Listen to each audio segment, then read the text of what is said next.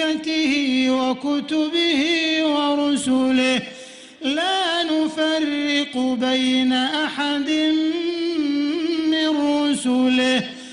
وقالوا سمعنا وأطعنا غفرانك ربنا وإليك المصير. لا يكلف الله نفسا إلا وسعها لها ما كسبت وعليها ما اكتسبت ربنا لا تؤاخذنا إن نسينا أو أخطأنا ربنا ولا تحمل علينا إصرا كما حملته على الذين من قبلنا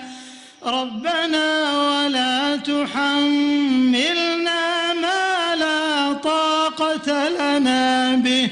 واعف عنا